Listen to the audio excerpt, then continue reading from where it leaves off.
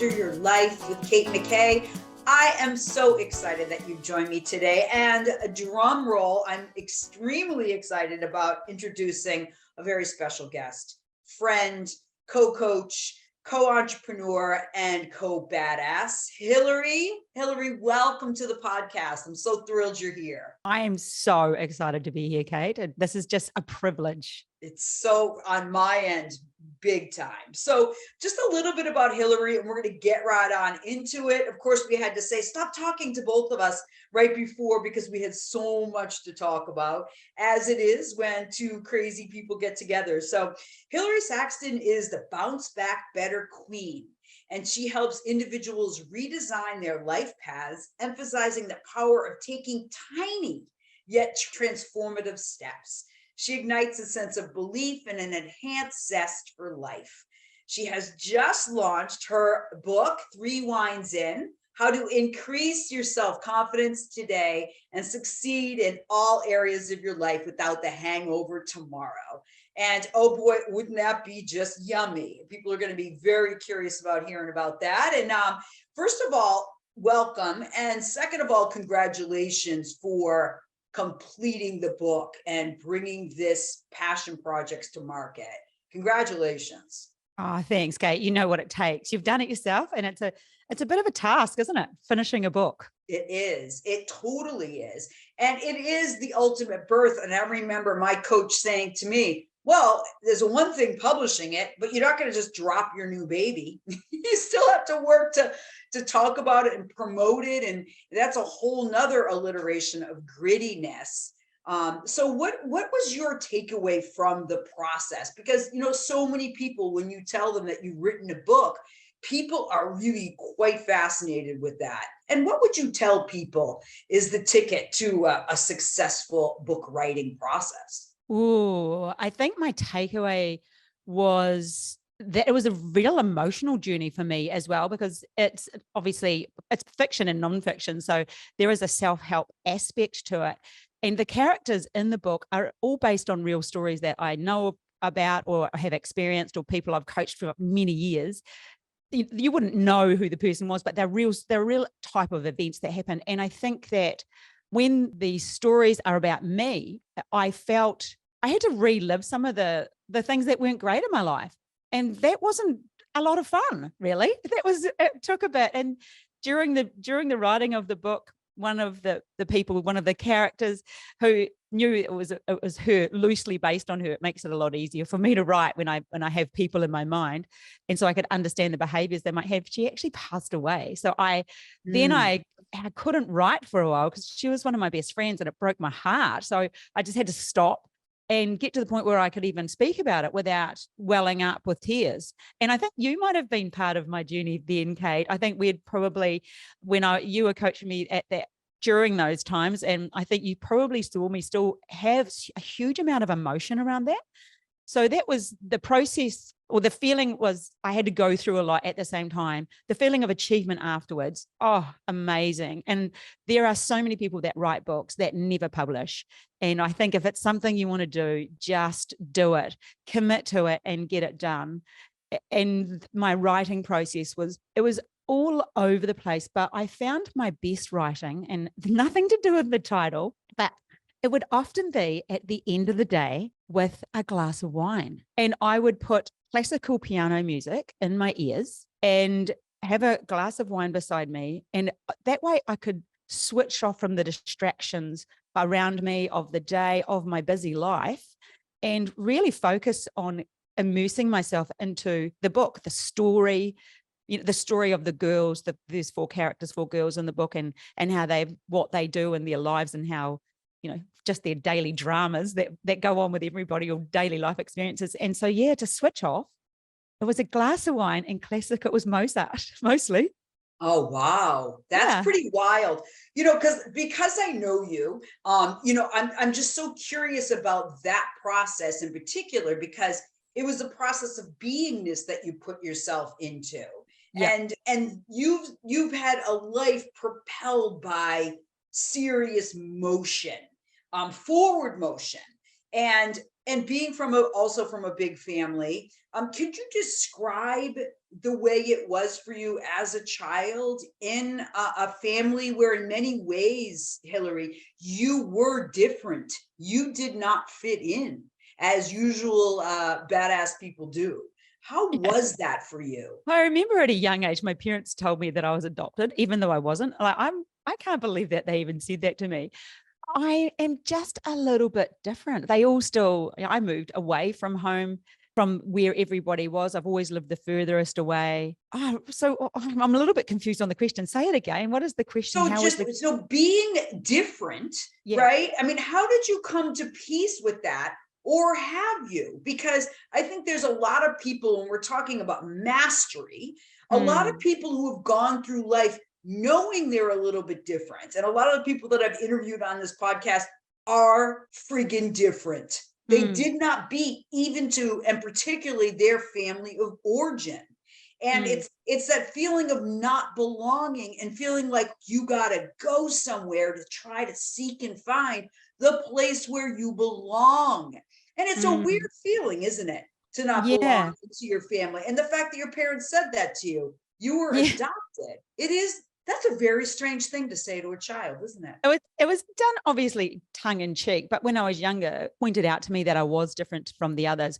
And we came from a farming background. Most of them went into some sort of farming situation or very close to it, or went there for a while, where I was just straight. I just needed to get to a town or a city. I just wanted to put lipstick on and have my nails done. And I was all about that achievement in a different area of my life. And the interesting thing is I remember going to my parents and asking them for some help, and they said, oh no, that we just do that for the people involved in farming. And it was to do something financial, or I had an idea or something. It was just one time that happened. I have just been a little bit different in coping with that. I So think wait a you're minute. right, the running away. Your parents, when you came to them in regards to something that wasn't farm related, they stated that financial help was only available to if it was something to do with farming. Yeah, that was at that time, because it was something they said it was because their bank would only support something to do with farming. It didn't, I mean, they were hugely supportive. They all, my parents have been hugely supportive and have helped me with other things in my life, definitely. But I just know that I was just always the different one. I don't really have too much to do with, I mean, I can ring up a sister and have a chat if I want to, but not really. I had a phone call last week from a brother who I wouldn't have spoken to for 18 months. And when your phone rings, you think, oh my goodness, is something wrong? That's how I feel. And then even my daughter saw the phone call come through, and I had to ring him back because I wasn't there. She didn't even answer it. I thought to myself, either something's wrong or you're day drinking. He was day drinking. Oh my gosh. Right. Well, what would you say to somebody who was in similar to that situation with you and not at peace with it? Because I think that's the journey, isn't it, Hilary? That it's like, how do we come to peace and acceptance knowing that we don't fit in, and the seeking, right? Because you are a person that does, yes, you've written a book, and yes, you have this authorship, but you're also extraordinarily successful in your career in real estate. And so we're not going to let that drop aside. Hilary, you're killing it in your business life, and your ability to also succeed as an extraordinarily successful speaker. I mean, you are not just an author, you are so many other things. And so what has been your path to embrace all of these? Or are you still on that journey? Oh my goodness, Kate. I'm definitely on a journey. I think there's always a goal ahead of me that I want to attain, the next thing that I want to do. And it's all about momentum forward. Just back to that, the question on what helps you get past that feeling of difference. I think it's an inward journey, a lot of self-reflection. I have so much self-reflection on my thoughts, on my conversations, and not as in ruminating, but just self-reflection. And I remember a coaching call that you and I had that did help. I don't think it's a fix straight away. I think things happen in your life and then you realize, oh, yes, okay. And you asked me a question about my relationship with, I think it was with mum actually. And we were talking through that. And with those conversations with people who are smart and intelligent like yourself comes a realization of knowing we're often interrupted with other people's opinions and thoughts or advice. But when you have converse with somebody outside of your own head who will ask the right questions and then hold a space for you to have a recollection, to summarize like you do so well, and as a good coach will do, I think that offers a huge amount of benefit for us to grow, to accept, to see what's happened, to see our path, and to sort of have a knowing of why things are as they are. That's powerful, isn't it? And how is it then that you would say that you hold space for people in that similar way? And thank you for sharing that. It was a great honor to hold that space for you, a great, great honor. And what would you say that your superpower is in your growth? What have you learned through your self-reflection that has made you more powerful and being able to hold that same space for others, Hilary? I know that it's that ability to look at somebody and tell them that, why not you? Why not you do that thing? Why not you be that person? And I have with my coaching style, I work with a lot of men as well, because I'm in the property development space. And so a lot of the time it's just go do. They just need a strong female to say, you got this, go do it. You can do this. What is your next step? Let me know that you've done it by tomorrow. There is a lot of that goes on. But I think when the time comes, so I'll push people, I think I can push to a limit that I know they can get to. But I do know that when the time comes to stop and let them answer a question that they need to answer, we know that they know the answer, but they need to find it in their brain without the distractions of other people. And I think that's a superpower, definitely. I have, a good coach has that. But mine is the ability to get people to believe that it's possible for them. Yes. Oh my gosh, I love that. Hi, this is Kate McKay. If you're interested in booking a strategy call with Kate McKay, please reach out to us at kate@kate-mckay.com. I look forward to speaking to you soon. Well, I've noticed it's kind of funny in coaching, and particularly when I'm coaching men, that men will say, well, Katie, you already know the answer, or I know you know how this is going to go. And I always will laugh and I'll say, I have no idea. Because I don't, but all I know is I'm the holder of the dream. And the beautiful thing is we don't always know what that outcome is going to be, but higher, right? And it's the truth of holding someone's essence and believing in them. And I bring this story up often where, similar to you, I haven't had people, I'm the one that believes. And I remember meeting my coach and I was like, shook his hand. I said, I'm going to be in the top of your class, like bold, coming up on stage, thinking that. And he looked right at me, Hilary, right in my eyes, and said, I believe you will. And I walked off the stage stumbling, going like in tears, going, he believes I will. And so when someone believes in you, it raises the game and makes you realize that it's not a convenience, it's an obligation. It's an obligation that we have to live into the belief. And I can't simply imagine a greater thing, a greater honor to hold that standard for other people. It's exquisite, it's spiritual, it's exalting, it's just delicious. So being on the other side of that, Hilary, was so powerful for me. And I was like, I'm like, that's what it feels like to someone believe in you? Dang, that's good. It has such power, Kate. And we talked about this prior.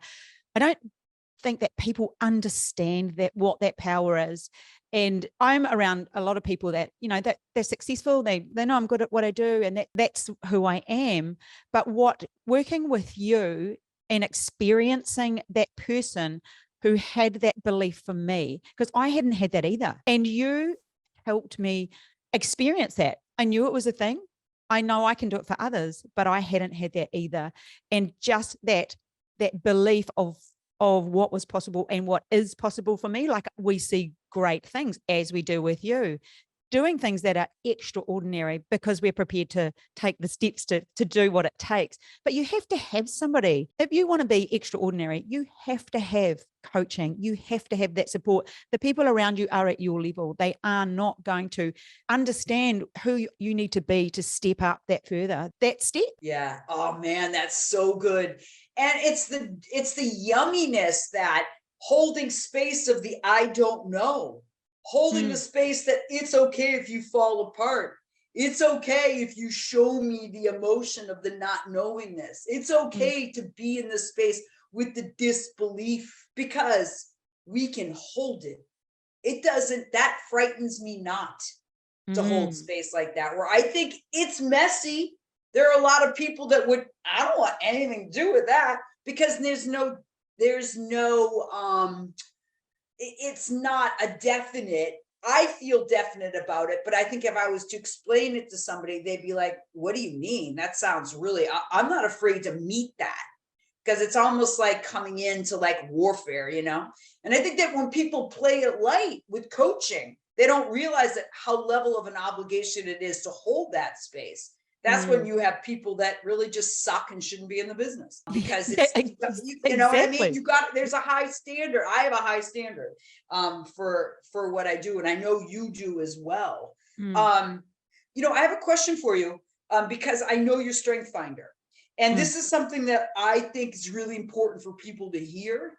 How do you come to terms with the fact that you want to win? How do you express the competitive spirit of winning in this life?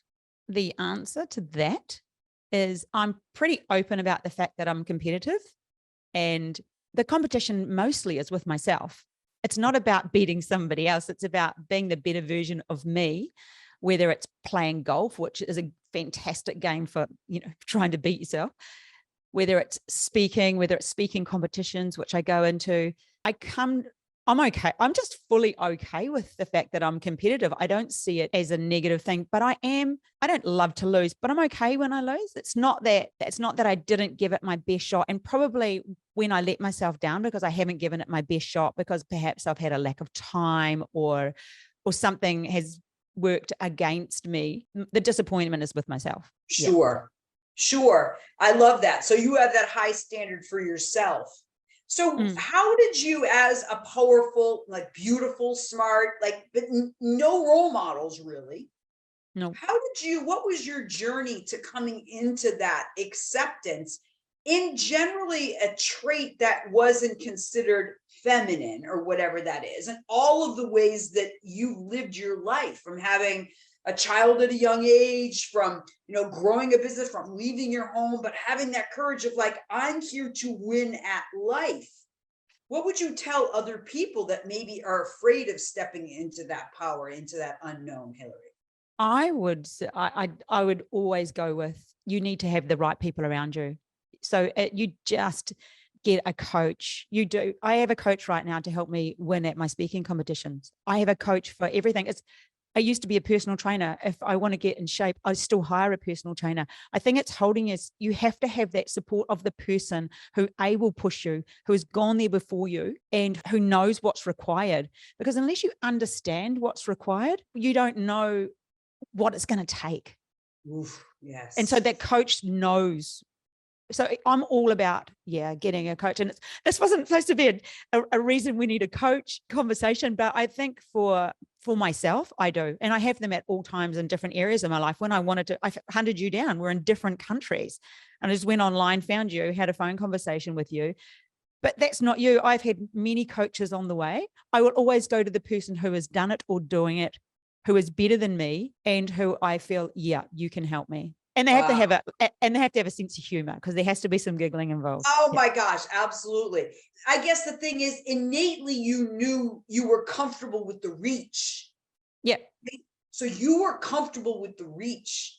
And what would you say to the people that don't have that level of comfort? I mean, it's probably even hard for you to imagine, right? But what would you advise them from an internal space to find that courage to reach? Just think you have to be really clear what it is that you want.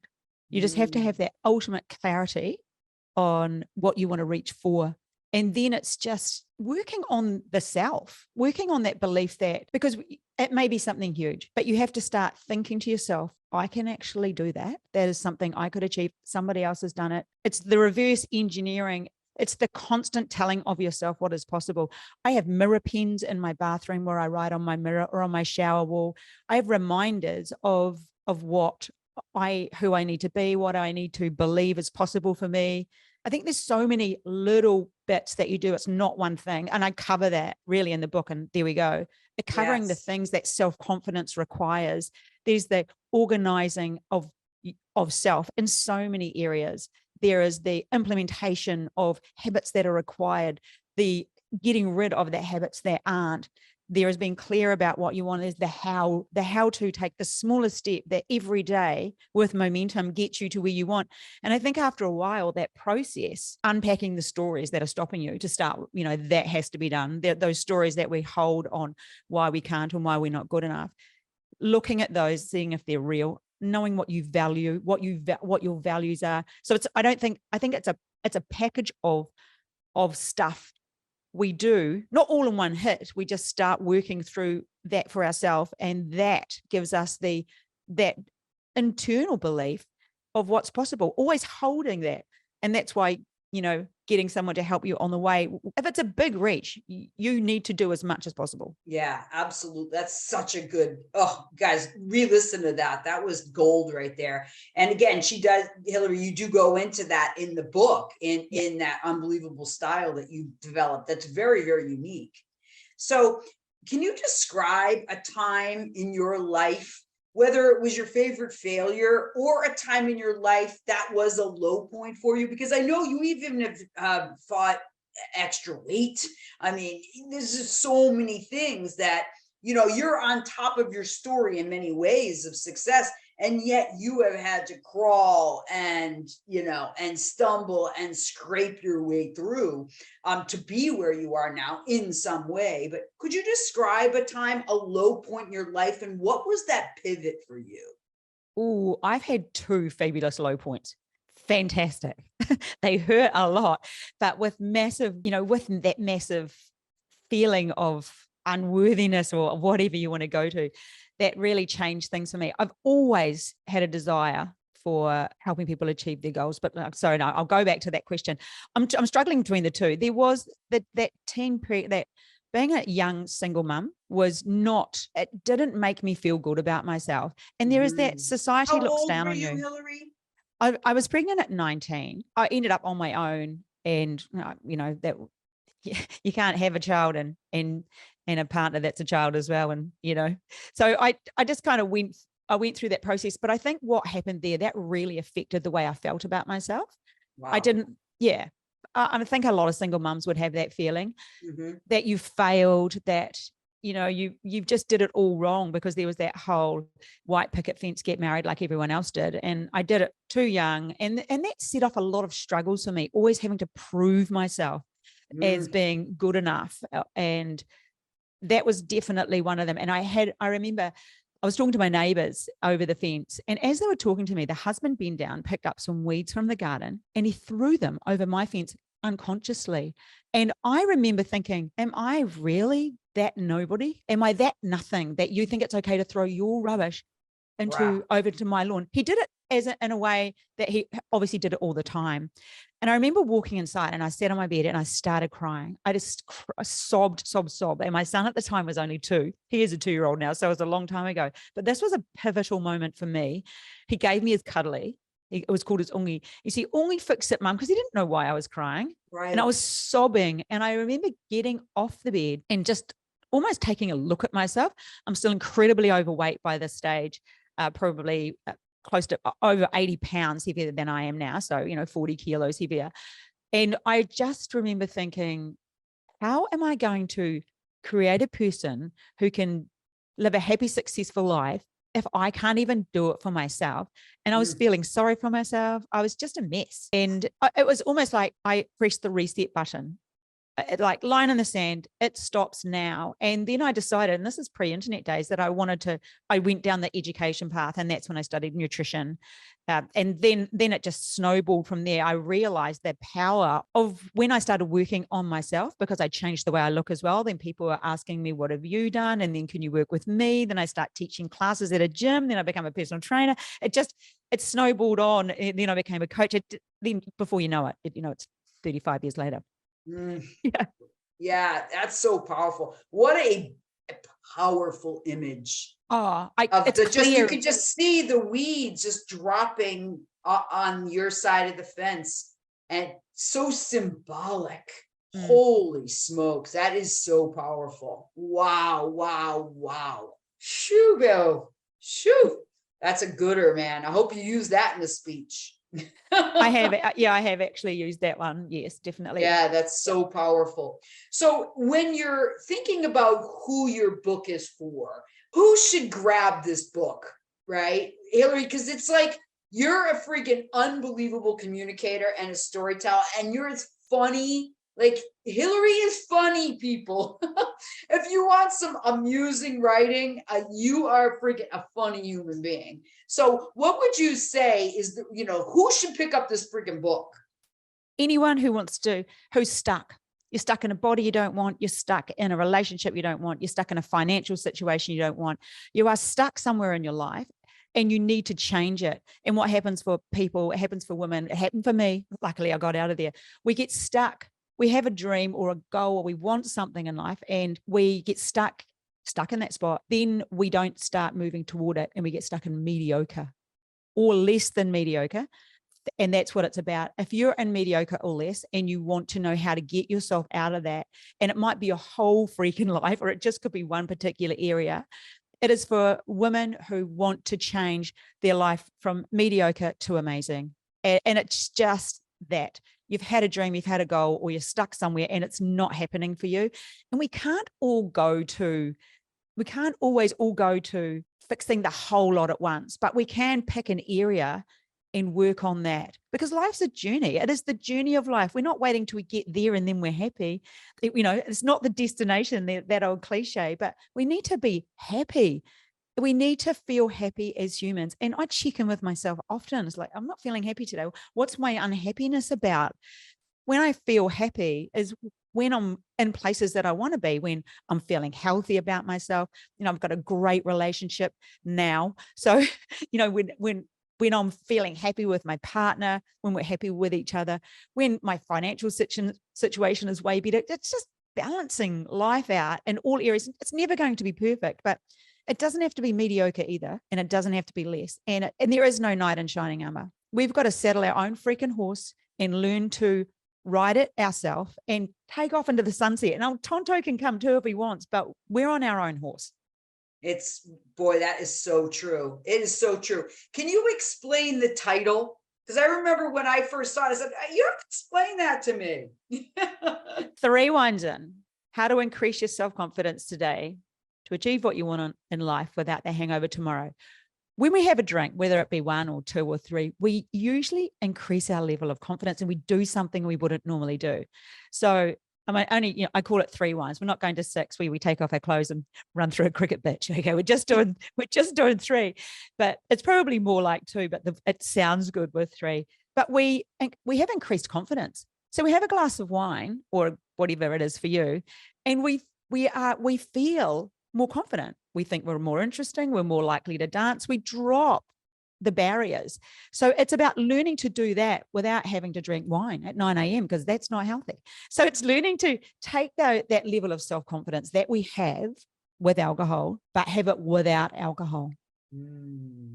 It's because, and that's so good for women to tap into, because every single person that's listening to this, men or women, understand and know what that means. It's just the truth in general, that it is part of it. And so what is it that we can do in our lives? And you have said it, again, re-listen to what Hilary was talking about, that how you reflect, how you be able to dig in, how you create your habits. And if you don't mind just giving a brief summary on your morning routine, because I think this is a winner as far as how you hit your day. And this explains success 101. And if you don't mind sharing that, I would love it. And a big thanks to you, Kate, because you altered my old one, and now I adapted to the one that I used when I was working with you. But it's generally a 5 a.m. kickoff. So out of bed at 5 a.m., I go into the office. I do check my inbox, which I know is a no-no, but it's just so I've got an idea of what's coming in, because my day can change, whatever. So I'll just have a quick look there. But I will go through a list of questions about how I want my day to be, about something great that I've started using a lot and getting other people to do is then I will sort the inbox as in, so the people coming into my world that do things for me know what they're doing. My office, my PA, everything gets organized. And then it's generally exercise and then breakfast, and I'm back in the office by about 9:30. I love that routine. It just keeps me on top of the day. Right. It sets my brain up to look for the good, to know where I'm heading, to be clear about what I want. It does all of that stuff, and be grateful for what I've got. I do believe that all of that gratefulness, that thanking of people, that thanking of self, all of that stuff is vital. I will use that sometimes, that grateful tick off. Perhaps my partner's done something to annoy me, and it's life. Life isn't perfect. Stuff happens, and maybe they've done something and I roll my eyes, and then I stop and go, no, I am so grateful for him. He helps me with this. He has done this. We do this. I am so lucky to have him in my life. And that's, believe it or not, that's the only relationship that I have that I will pull out. Maybe that needs to be at 1 p.m, but just as a reminder of how good it is. So I don't know. I don't know why that started happening, but it did. Yes. Wow. That is powerful. And you know what I love about your routine is you adapted and adopted a routine that works for you. Yep. And, listen to that, peeps, because the bottom line is, for Hilary, it's chill to go in and look at her inbox to organize her day. It helps her organize her day and prioritize. And most people will say, don't open your email. But you have to find a system that works for you. And I think that that's what I get out of hearing on that. And I think the most important thing is it's consistent, that it's consistent, and that you can reset your day and reset your mood with simple phrases of ways that we can use neuroscience to reset our thinking, because emotions just come and go, but our thoughts are owning it. And we have to put those feelings and those thoughts together to live a more powerful life. So that's really powerful. I love that. Thank you so much for sharing that. That's really your key to mastery. And I love hearing about that evolution. Really powerful stuff. So what would be your takeaway? And we can say it this way, Hilary, if you had a billboard, and we know you will, what would you want people to know in their heart of hearts? What do you want people to know, Hilary? Why not you? Like, why not you? The only reason that you think anything is not for you is in your head. So it's just, why not you?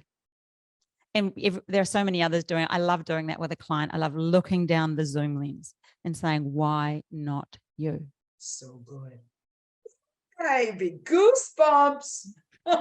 Larry, I just want to thank you so much. And just to mirror your brilliance has been a really beautiful calling in my life for sure. And I'm really excited to support you as you launch and bring this book into the world, as well as all your many, many facets of who you are and what makes you so unique and so powerful. So just first, from my heart to yours, thank you. Thank you for everything that you do and all that you bring. I'm deeply grateful. Can I just say back to you, Kate, thank you. You are such a powerhouse coach. Even the way you summarize so succinctly, you're such a smart woman, but you're very intuitive as a coach.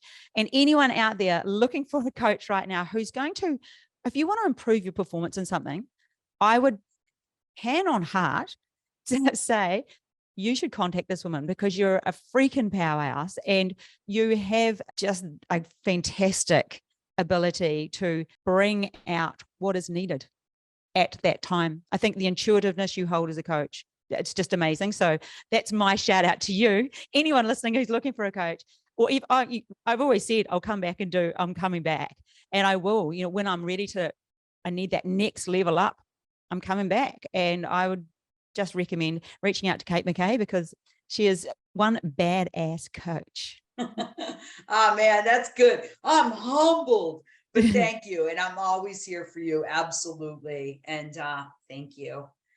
And thank you to all you viewers and listeners of Master Your Life with Kate McKay. I'm deeply grateful for you joining me once again. And as Hilary stated, yes, why not you? Why not? Have a beautiful rest of your day. Take good care.